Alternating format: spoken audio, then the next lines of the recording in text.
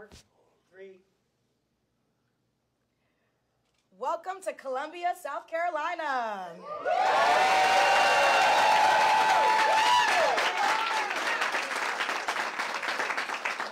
My name is Nelini.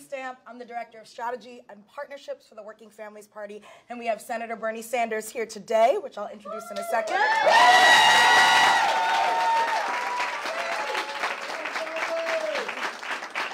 We are here as a part of our Working Families Party 2020 endorsement process. A major shout out to ACT TV, who are our media partners, and we also have Spanish translation today. So para escuchar en español, por favor, llame al 605-313-5111. Código de acceso es 377569. Y gracias, Tilde, por todo. Before we get started, I want to talk about the Working Families Party endorsement process. For those of you who aren't familiar with us, we are the independent grassroots party that's building an America that is for the many and not just the privileged few. If you want to throw down with us, text WFP 2020 to 738-674. We're endorsing a candidate because we believe the best way to beat Donald Trump is to nominate someone with a bold, transformative vision of real, sustained justice. In this process, we're modeling the type of democracy that we believe we all deserve.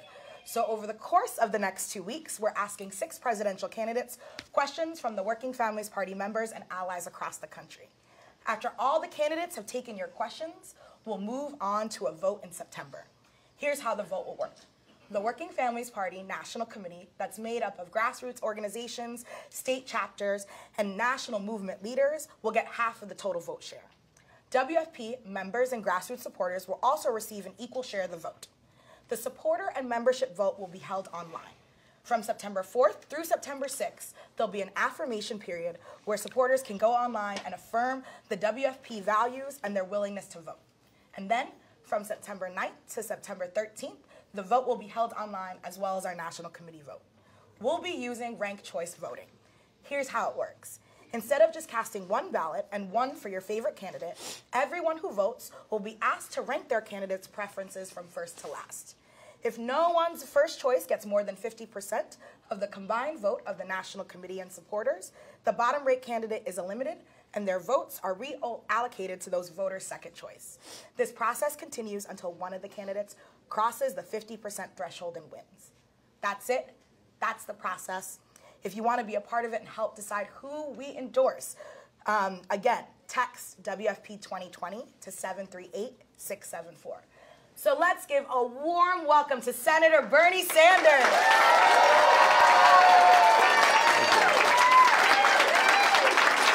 Thank you. Thank you. Thank you very much. This is Southern hospitality, isn't it? I know, it's great. So, Senator, before we start asking questions, we wanted you to just give opening remarks to our members watching. Look, and I want to say to the Working Families Party, and I want to say to the people in this room, here's the simple truth. We are running a campaign that is unprecedented in the modern history of this country, if not the history of this country, okay? Because what we are trying to do is not only to defeat the most dangerous president in the history of our country. Obviously, we're trying to do that. But what we are also about is transforming this country and having the courage to take on the powerful special interest who the media doesn't talk about, Congress doesn't talk about, but in fact are controlling to a very significant degree the economic and political life of this country. Now, for the last 45 years, we have been hearing great speeches and great plans and great legislation from people who are sincere, by and large, trying to address the problems facing this country. But I want you to look at where we are today. Take a hard look at it. Today, the average American worker, after 45 years of increased productivity and exploding technology, do you know what that worker today is making compared to 45 years ago in real inflation accounted for dollars? Terrible. They're making not a nickel more. All right? Over the last 30 years, listen to this. There has been a $21 trillion increase in wealth for the top 1%. You know what the bottom 50% has seen? a $900 billion decline in in wealth. Today, you got 3 people owning more wealth than the bottom half of America. You got 49% of all new income going to the top 1%. You got 87 million people who have no health insurance or are underinsured. You got 45 million people are trying to pay off their student debt. Yes. You have the largest gap between the rich, and there's one of them, the largest gap between the rich and the poor since the 1920s. So we got to ask ourselves the question, why does that happen? Is it because everybody who's running for president is a phony and a liar? The answer is no. The answer is, some of it maybe, but certainly the guy in the White House, we know that, all right. But here is the question we have got to ask ourselves. Why, despite the best intentions of many serious candidates, are the rich much, much richer and the middle class continuing to struggle and 40 million people living in poverty? Yes. And the answer is that no president, and let me be very honest, and I'm the only candidate who will tell you this, no president, not Bernie Sanders or anybody else, can do it alone. Amen. And the reason for that is that the people who have real power in this country are Wall Street, yes, are the insurance companies, yes, are the drug companies, yes, are the military-industrial, yes, complex, are the fossil fuel industry, yes, the prison industrial complex, and the 1%, all right? Yes. And unless we are prepared, and this is not easy stuff. So when I talk to people, I say, yeah, I want the Democratic nomination. I want to win here in South Carolina. I want to beat Trump. But unless millions of people stand together in an unprecedented grassroots movement, something you were talking about when you were talking about the Working Families Party, right? Yes.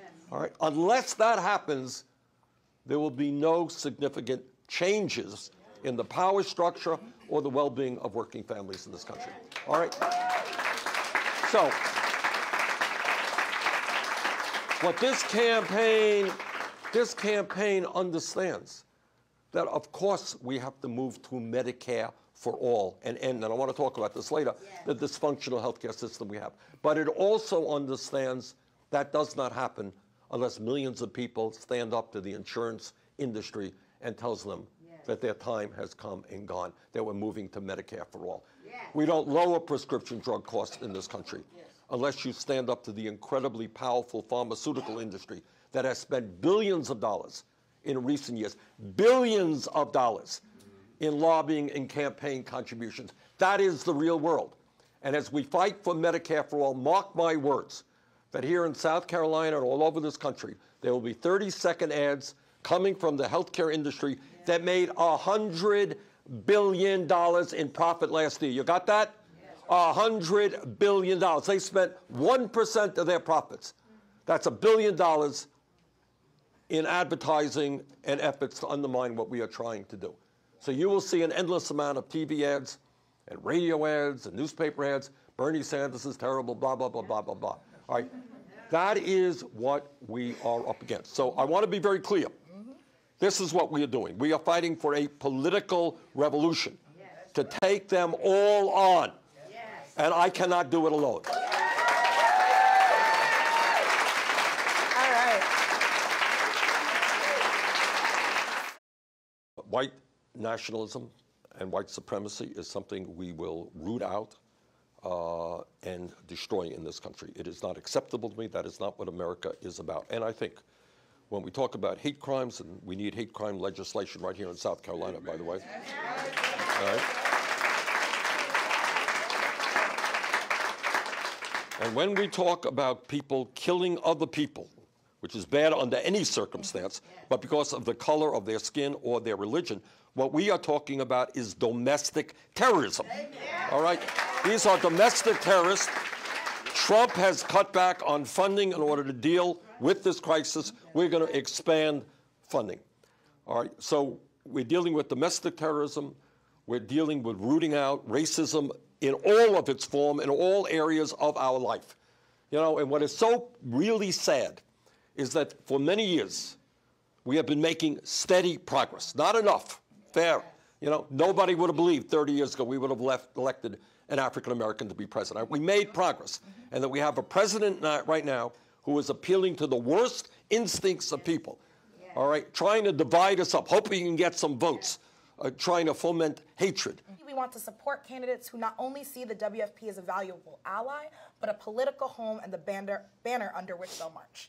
What does the Working Families Party mean to you, and how will your campaign relate to the Working Families Party if we endorse you? Well, let me say two things, and I'm looking at Senator Nina Turner, who is here, because the idea of recruiting people, young people, working people, people of color, into the political process is exactly what Senator Turner is trying to do and what I was trying to do and am trying to do. And the future of our country depends on how successful we are in doing that. All right, after I lost in 2016, you know, often, as you recall, when candidates lose a presidential election, they kind of disappear and you don't hear from them again. All right, what we did is we started a group called Our Revolution, which, okay? And we used our contacts and our mailing lists and everything else precisely to do what you were talking about, what the Working Families Party is trying to do, to bring young people and working people, people of color, into the political process. And Our Revolution has had enormous success. Every place I go all over the country, some young person comes up to me and they say, you know what, you got me involved, or Senator Turner got me involved in the political process. I ran for city council and I won. Yes. Or I'm thinking of running for state legislature. Yes. You know, and you're seeing that. Now, the future of this country, let me be absolutely crystal clear, depends upon us bringing substantially more young people into the political process. And I am proud that in 2016, our campaign ended up with more support than Trump and Clinton combined from young people, okay? And we are still seeing, so our goal is to increase the voter turnout of young people, of working people, of people of color. We do that. We not only beat Trump, but I'm happy to tell you, by the way, every national poll in the last year has me beating Trump. In the last few days, one by 9 points, one by 7 points. Okay. So that's my mission, and I think that's the future of the country. Depends on how successful we are in doing that. Mm-hmm. So this question comes from our friends at Trans United Fund. You voted for FOSTA and SESTA, which was intended to curb sex trafficking, but failed to recognize the ways the internet makes it safer for sex workers. In the wake of this legislation, sex work, which is the only option of survival for many trans women of color, working class LGBTQ youth, and others, has become increasingly dangerous as sex workers face violence from both law enforcement and private citizens. Do you support the decriminalization of sex work to stop punishing folks from surviving and help sex workers live free of incarceration and with less violence? Well, I think you're touching on a very difficult issue, and I'm not going to give you a definitive answer right now. I understand what you're saying, and I appreciate what you're saying. And I understand that the legalization of prostitution exists in certain counties in Las Vegas, in certain countries around the world. I got that. There's a negative to that, too. And I think what, in terms of sex trafficking and so forth. So it is an issue. This is what I will promise you. I'm not going to give you an answer on that right now. But it is an issue that is worthy of serious study, and that I will do. Our country and the world we face a set of acute intersecting crises, as you talked about, from soaring inequality to a warming planet, mass migration to rising white Christian nationalism to existing and potential wars, eroding trust in our governing institutions and democracy itself. Each of the candidates we are considering for our endorsement have put forward ambitious plans to tackle at least some of those crises, including yourself. Most, if not of all these plans, are sure to encounter considerable resistance from the Republican Party, but of course also from moderate and centrist Democrats, yes, right, in the House and Senate, yep, and from wealthy donors and powerful industries. Yes. What really is your plan to take this on? Well, I think that's what I mentioned before. Mm-hmm. And I am the only candidate who will tell you. I mean, everybody will give lip service to this, but this is what I believe. If you study the history of America and other countries as well, and you think about how real change takes place, I'm talking about real change, it gets back to what Frederick Douglass said, the great abolitionist. What did he say? I can't remember the exact word. He said, but progress never takes place without struggle. Yeah. Okay? So you want something, you want Medicare for all? Yeah. You want to cancel student debt? You think it happens by snapping your finger? It doesn't.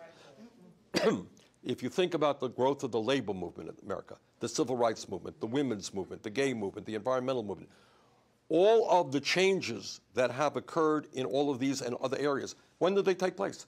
they took place when millions of people stood up and they looked around them and they said, you know what, this is wrong, this is unjust, and we demand change. And then change takes place. I look, just as one example, let me give you two examples, but many examples. It's all right. I look at healthcare as a human rights struggle. All right, that's what it is. It's not, oh, a better healthcare system. Are all Americans entitled, underline the word entitled, to healthcare as a human right? Or should we say, oh, you were in the hospital, you had an expensive procedure, you're going to be one of 500,000 people going bankrupt. Oh, you can't afford to go to the doctor when you're sick, you're going to get sick and maybe you die because you don't have the money to get into the doctor's office. So I see healthcare is a human right, not a privilege. And what we need to do is have millions of people stand up and tell the insurance industry that the function of healthcare is to provide quality care to all, not to make $100 billion in profits for the insurance companies and the drug companies. So to answer your question,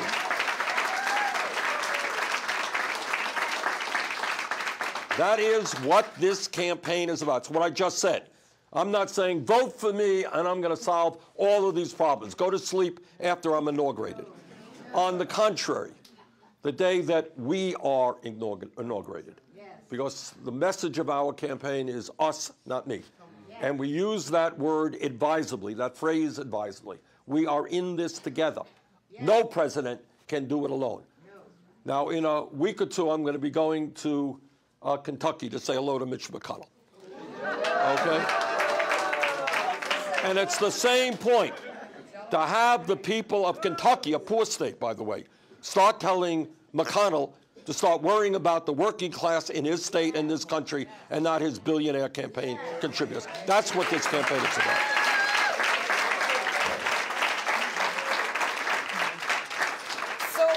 Major corporations like McDonald's and Amazon are not paying their fair share of taxes, which you've talked about a lot, or being held to account for low pay, sexual harassment, and poor working environments. Yes. How will you get the CEO of McDonald's, the second largest corporation in the world, to sit down with fast food workers across America to create more union jobs? And how will you help workers hold corporations accountable for sexual harassment and abuse?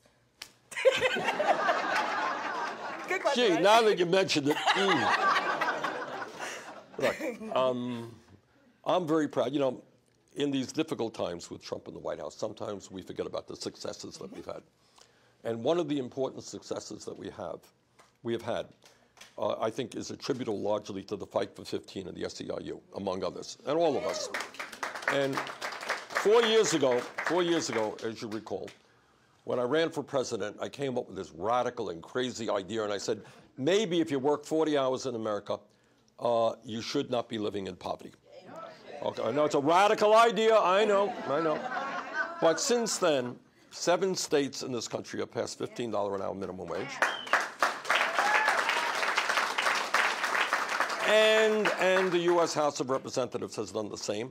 And now we together have got to demand that McConnell allow that vote in the United States Senate. We have taken on Amazon, that, by the way, just in passing, made $10 billion in profit last year, didn't pay a nickel in taxes. We work with the workers in Amazon to get them to raise the minimum wage to $15 an hour. We work with the workers in Disneyland and Disney World to get Disney to raise the minimum wage to $15 an hour. So I am obviously committed to not only raising the minimum wage to $15 an hour, but to making it much easier for workers to join unions. Yeah. I am perhaps... You know, there may be more pro-union members of the Congress, but I'm not sure that I know who they are. All right, we have introduced what we call the Workplace Democracy Act.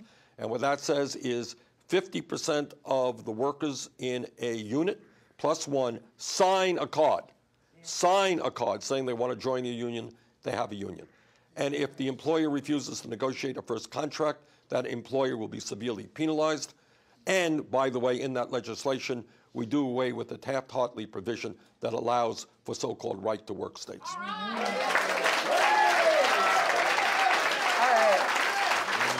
So, in 2011, we took to the streets, myself included, as part of the Occupy Wall Street movement, because we were tired of the 1% and the banks not being held accountable post the 2008 financial crash. The crash caused by the housing bubble impacted lots of people, including extracting high amounts of wealth from black communities in the U.S. Thank you for continuing to point a finger at the 1% as part of the structural problem. As president, how would you ensure that all people have a human right to housing? And if there is another financial crash, what are you going to do to hold those responsible accountable? How many hours do we have? Unfortunately, not that much, but... Right. Let's start off with Wall Street. We'll get to housing. And this is, you know, we could also talk about criminal justice and what a broken system we have. But I just want to take it back to 2008, when Wall Street's greed, recklessness, and illegal, you got it? Let's underline the word illegal behavior, did devastating harm to this country. Millions of people lost their jobs, their homes, their life savings, and as you point out, especially harmful to the African-American community. Massive home loss, home ownership loss. And amazingly enough, the repercussions of that is the people on Wall Street who, in fact, ended up paying billions of dollars in fines. They paid billions of fines. Do you happen to recall the Wall Street executives that went to jail? No. Oh, you don't? Zero. That's right. Just Zero. So kids selling marijuana end up in jail. But people who is illegal behavior. This is not bad judgment. This is illegal behavior, destroyed the economy with horrendous impact for millions of people. All right. So what are we going to do? Now, you'll also be interested in knowing that 3 out of the 4 major banks in the country today that were bailed out because they were too big to fail. You remember that? Oh, yeah. They were too big to fail. Now, I, needless to say, voted against that bailout. But they are now larger today than they were then. All right, so here is, without going into a long song and a dance on this, we will prevent another Wall Street crash by breaking up the large financial institutions. Okay? Again, you don't see this, you're not going to see this on TV. You won't read about it in the newspapers. But you have the 6 major banks in this country today have assets equivalent to 50% of the GDP of America. That is over $10 trillion controlled by 6 banks. You know what that means? Think about it. These banks in themselves then own corporations. They determine whether jobs stay in the United States or go abroad. They determine whether CEOs make 400 times what their workers make. That's called power. That is too much power. And in a country where we're seeing increased concentration of ownership in area after area, certainly we've got to deal with Wall Street and break them up. In terms of housing, we have a very serious housing crisis, and it's something we do not talk about. We were up in, I think it was Greenville, South Carolina. And I thought, Greenville, South Carolina, nice town. They got a major gentrification problem up in Greenville. All right, who knew that? But I can tell you, I just came back from Los Angeles, where they got 50,000 people in Los Angeles County sleeping out on the streets. Oh, in Seattle, it is a disaster. So you got 500,000 people sleeping out on the streets of America today, or in emergency shelters.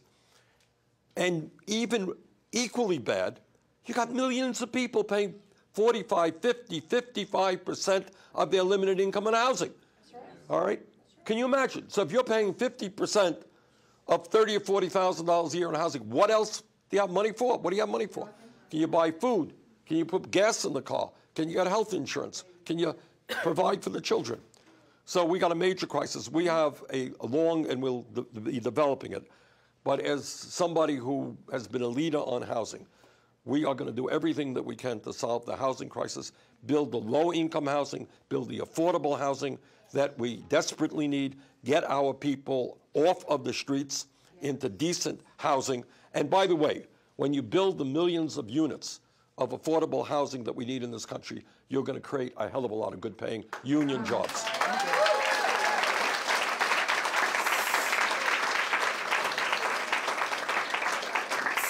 Turn it over to someone in the room. We have Skylin here from Southerners on New Ground. Skylin, your question for the senator. Good evening, Senator Sanders. Thank you for joining us here in South Carolina tonight. I drove up from Charleston, and North Charleston, you may or may not know, has one of the highest rates of evictions in the United States. Yeah. But that's just to comment on what you just said. My question, on any given day, over 540,000 people are locked up in U.S. jails while awaiting trial. Either they were denied a bond by a judge or a magistrate, or they cannot afford the cash bail set. What would you do to address pretrial detention, which disproportionately affects poor people and black communities? Okay. Your name is Skylar? Skylar. Okay. I want everybody to hear what Skylar said, because this is not a well-known fact. And I use a little bit different numbers, Skylar, but it amounts to the same thing. We have about 2 million people in jail right now, which is more than any other country on earth. We have a very, very broken criminal justice system. Actually, I'll be talking about that tomorrow. But in the midst of 2 million people in jail, about 20% of those people, we think about 400,000, you know why they're in jail? Who knows why they're in jail? Because they're poor. They're poor. Can't pay a fine. They cannot pay their bail. So they have been charged with the crime but not convicted of anything.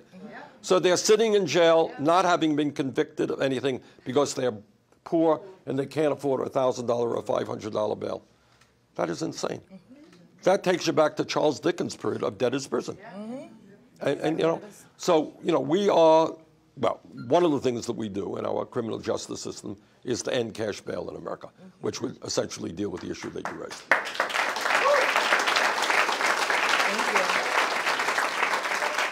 So we have lots of people who are watching from home, and we have been voting up and down via Crowdcast for member streaming. So Zach, what's the top voted question right now that folks want to ask the senator?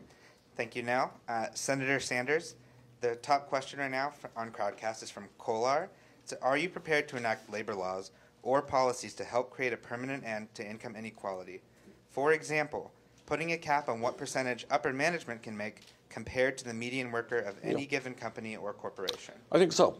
And here's the problem there. And we've got to be thoughtful about how we deal with it. But right now, in the midst of massive income and wealth inequality, one of the manifestations of that is the CEOs who make about 300 times more than their workers.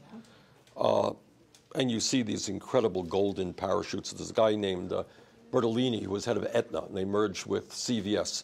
And you know what he got as a bonus? As part of his golden parachute, he got a $500 million bonus. Okay. Yeah, that's healthcare dollars, by the way. All right.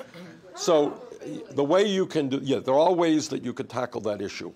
And that is, you know, making sure that companies can't expense that they can't avoid paying taxes on that.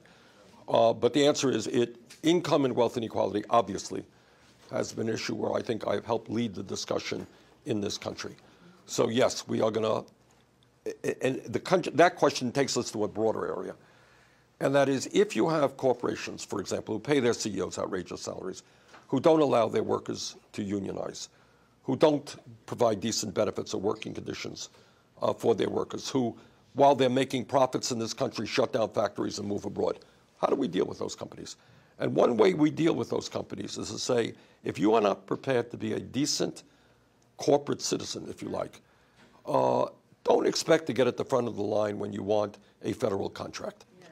All right, and that's a tool that we have. All right, you want a federal contract? That's fine. You got to come in with a competitive bid. But you cannot treat your workers like dirt and disrespect them and then say, oh, by the way, we now like a federal contract. So we will use the power of federal contracts to make sure that we can increase the number of decent corporations who treat their workers with respect in this country. Thank you.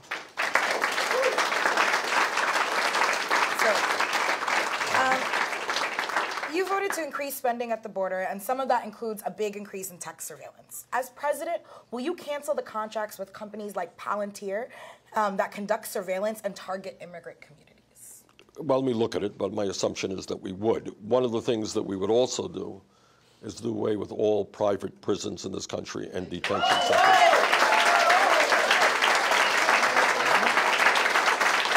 You know, and let me just say a word about that legislation and many other pieces of legislation. I think, as all of you know, sometimes we get legislation which is very long, could be zillions of pages, and it has things in it that you like and that you don't like. And sometimes I have voted for things that I knew were bad, but I thought for a variety of reasons the positive outweighed the negative. So that's. We have our folks. We have some tech issues, but we have some folks, as you can see on the Zoom here. And this question is coming from sunny Florida. Got a lot of love for Florida in my heart. And Dwight, Dwight is asking a question from New Florida Majority, but I will read it. So pretend I'm Dwight.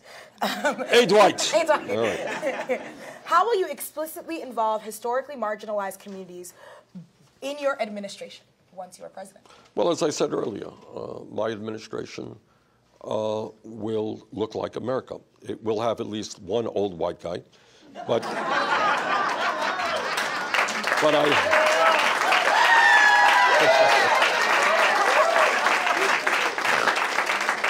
I expect that the vast majority of the members will not be old white guys. You're good. I can't. And I think just doing that, imagine when somebody takes a picture of a cabinet meeting and it really looks like, and not only demographically, not only African Americans and Latinos and gay folks and so forth and so on, but people who do not come from the billionaire class, people who come from the trade union movement, people who come from the civil rights movement. I mean, that's the kind of cabinet. Look, what we are trying to do, as I mentioned earlier, is not easy stuff. And when I talk about this campaign being unprecedented, that's what I mean. There have been a lot of good candidates running for president now and in the past. But what we are trying to do is not just win the election. We're taking all of them on. And if you think I can do it without having brilliant people who have a history and a day-to-day knowledge of and working with exploited communities in this country, who know what it's like to be living paycheck to paycheck, know what it's like to try to negotiate a decent union contract, know what it's like not to have any health care for your kids. All right, those are the people we will have around us. Thank you. This question is coming from our partners at Make the Road Action. Immigration enforcement by ICE and CBP is out of control. Yes. CBP. Systemically violating immigrants' rights, tearing families apart, and caging our loved ones, and even killing people, as we're seeing recently. Do you support defunding or even abolishing these agencies and implementing strong accountability measures and decriminalizing migration, which is repealing Section 1325 of the U.S. Code? I support decriminalization in this sense. Look, and obviously it goes without saying that we need comprehensive immigration reform. We need a path towards citizenship for the 11 million who are undocumented. Now, we got an ugly, ugly, ugly and difficult situation at the border right now. Yes. And that is, it is incomprehensible that the United States government has been involved in snatching babies from the arms of their mothers, putting children into cages, separating kids from their parents. That is not what this country is about. And in terms of the issue of decriminalization, when you have a mom and her kids taking a very dangerous road of 1,500 miles or whatever it is from Honduras or Guatemala into the United States, you can call them many things. They're not criminals. What they are doing is fleeing violence. They're fleeing incredible poverty. Now, how you address that issue, in my view, and what I will do as president in the first week that I'm in office, is call a hemispheric conference with the leaders of Central America, Mexico, and other countries, and sit down and say, how can the United States of America help these countries who are now in very bad shape, all right, rebuild their economies? Because everything being equal, I don't think a mom wants to travel 1,500 miles with her babies to go to a country where she can't speak the language and so forth, all right? So what we want to do is help rebuild those countries, work with Mexico, et cetera, to do that. Thank you.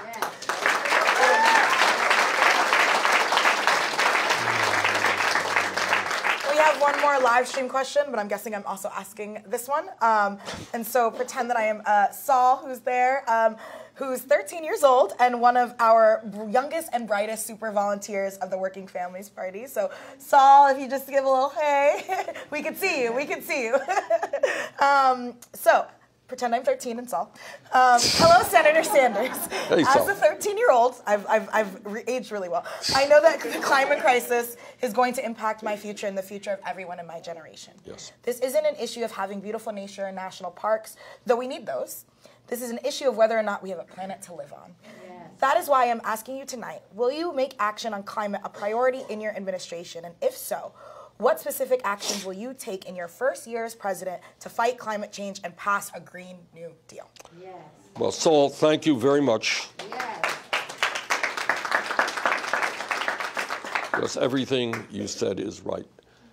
You know, often I am asked, you know, what is the first thing or what's your highest priority? And I never respond to that question because there are so many issues out there. And as a nation, we're going to have to learn how to chew bubble gum and walk at the same time. And I think we can. You know, whether it is the crisis in criminal justice, whether it's the healthcare crisis, the education crisis, the immigration crisis. But how do you not put close to the top of the list the future of the planet? I don't know how you don't do that. So what is, as Saul undoubtedly knows, because he sounds like a very bright young man, is that the scientists have told us that we have fewer than 12 years in order to transform our energy system away from fossil fuel to energy efficiency and sustainable energy, or else there will be irreparable damage done to this planet. And you have just seen in the last literally weeks and months, July, the warmest month on recorded history. Terrible heat waves, record-breaking heat waves by far in the UK, in France. Drought in Australia, you know, all over the world. We're already suffering the impacts of climate change. And if we don't get our act together, it will only get worse. So, Saul, let me tell you, it will not be in the first year. It will be a lot shorter than that. All right, we need, by the time we get to office, we will have a very detailed plan. In fact, we'll be announcing a plan very shortly. But look, you know, it could be a 1,000-page plan or a 2-page plan. But at the end of the day, we all know what it's about. Yeah. What it is about is to tell the fossil fuel industry, sorry, you cannot continue to destroy the planet for short-term profits. Okay.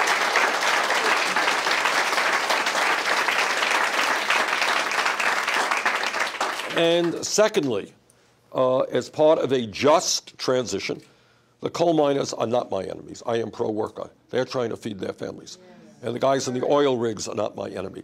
So we need a just transition to protect them and make sure that they have new jobs, they have the education, they have the healthcare, and everything else they need to get their feet on the ground. All right, but what we need to do as a nation, and everybody knows it's not complicated, and you know, we've got to work out the details of it, is we move away from fossil fuel to energy efficiency. There are millions of jobs that can be established by making our homes much more energy efficient. We move to sustainable energies like solar. This South Carolina we're in, there's nowhere near the presence that you should be having here for South Carolina in terms of solar. And that's because of the fossil fuel industry is fighting solar all over the country. Wind has huge potential. Texas, Iowa doing a good job in wind. We can do a lot more. Hydropower should be developed to its full extent. Geothermal is out there. We need to transform our energy system, and we can do that by rebuilding our rail system, by moving toward the electrification of transportation in this country. So, and when we do all these things, we again create millions of jobs. And the last point that I would make on this, Saul, is it's not just what we have to do as a nation. Truth is, we can do all of the right things. We are in this together. Whether you like it or not, we're tied at the waist with China and India and Brazil and every other country on earth. So, you know, what my view is, you know, it is, I don't want to get into Trump. We're tired of talking about Trump. But, you know, you got a president whose ignorance, in this case, is so dangerous to the planet. So as president, no, I will not be denying the reality of climate change. I will be leading the entire world to come together. Okay?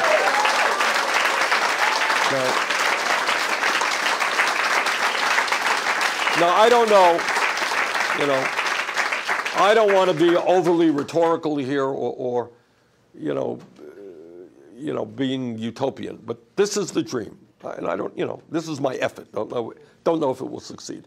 We spend now about $1.5 trillion a year on weapons of destruction. All right? All over the world. The United States sends more. We spend about $750 billion. The rest of the world spends together that much money. Yeah. Now, what about a president who says to the world, hey, instead of spending all of this money on weapons of destruction designed to kill each other, what about pooling our resources and fighting our common enemy, which is climate change? Yes.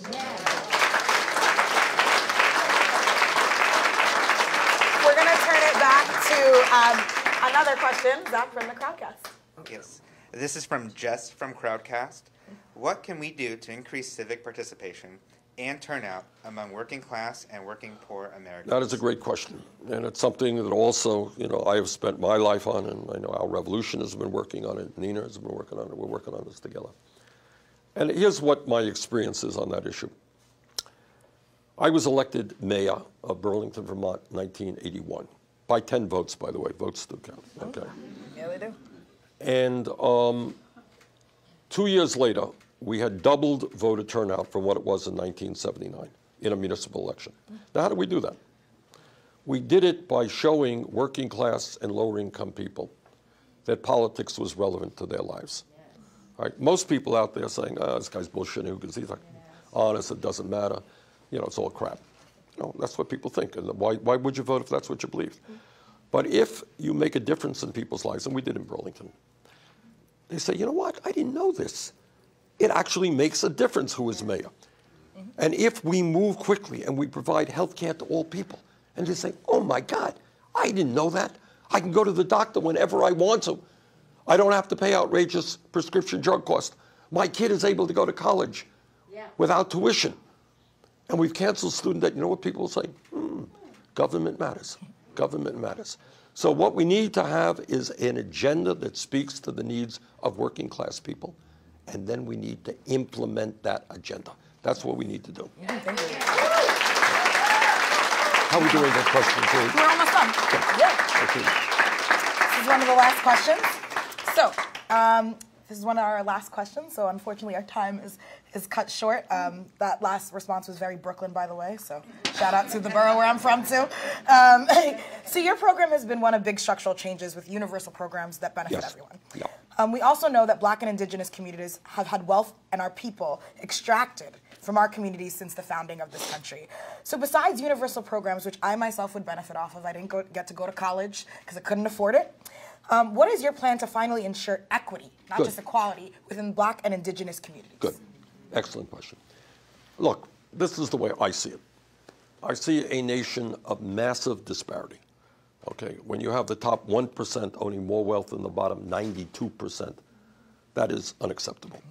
But within that massive income and wealth disparity, there's another disparity, and as you indicated, it is racial disparity. So you got a situation, again, overall disparity, and then within that disparity, you have white families on average owning 10 times more wealth than Black families. You have African Americans finding it harder to go to a doctor and having worse outcomes than white families.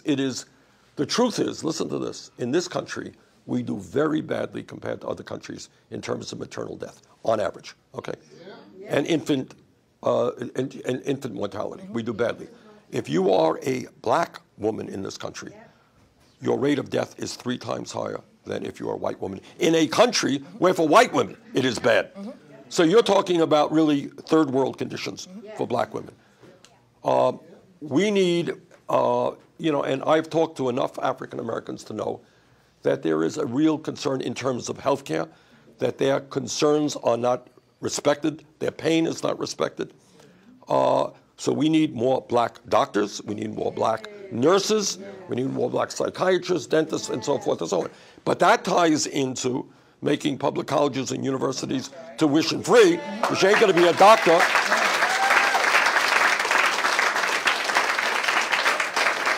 And it's not just in healthcare. It is in housing, where we still have redlining.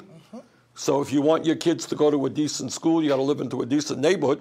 But if you can't get into that neighborhood, you got a problem, and we have redlining. It talks about financial services, where African Americans are often end up paying higher interest rates than whites and white businessmen. You're talking about education. This is an amazing thing. And I read this recently. if you left school as an African American, 12 years after you left school, you are more in debt than you were when you left school, when you took out that debt in the first place. You got that? In other words, you're paying off your interest, you're not going anywhere on your principal. How absurd is that? And a large number of African American people default on their loans, which kills their credit rating. And then they got to go to payday lenders in order to get the money they need to survive.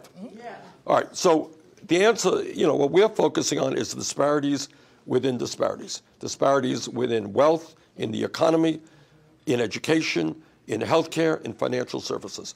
And we will address those disparities as well. Thank you. So now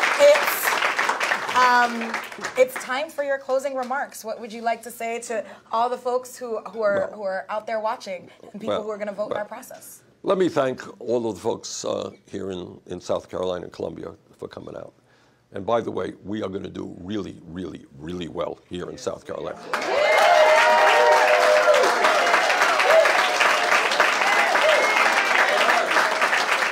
Now, but please keep that a secret. Don't tell my opponents, because they'll start putting more money into the state. But we are feeling, we've got a great staff here and a great group of volunteers, including many in the room.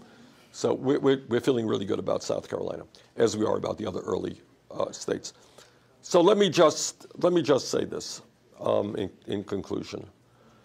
The truth is, and it gives me no joy to say this, but we live in a very crazy moment and an unprecedented moment in American history. Every day we turn on the television and we cannot believe what comes out of the White House.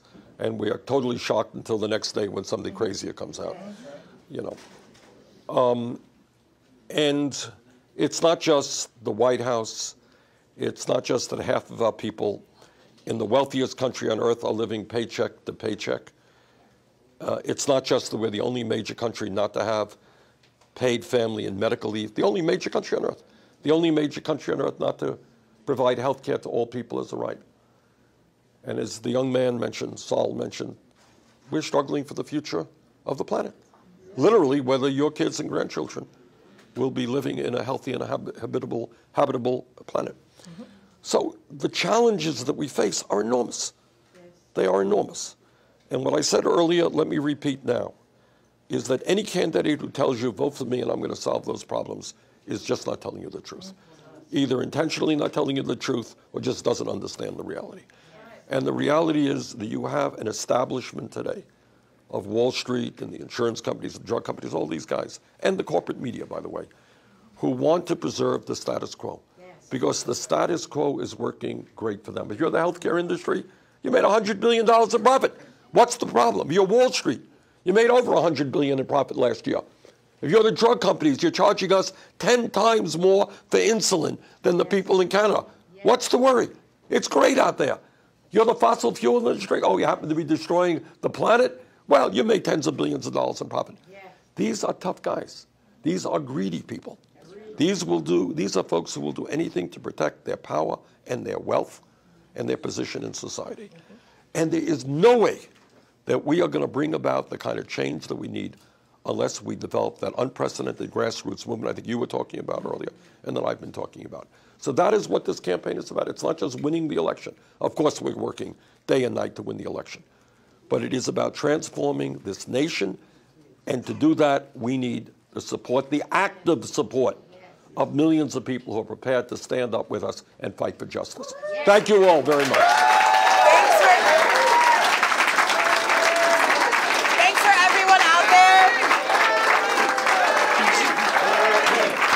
Thank you. Thanks for everyone out there who's joining us tonight. If you want to participate in further interviews,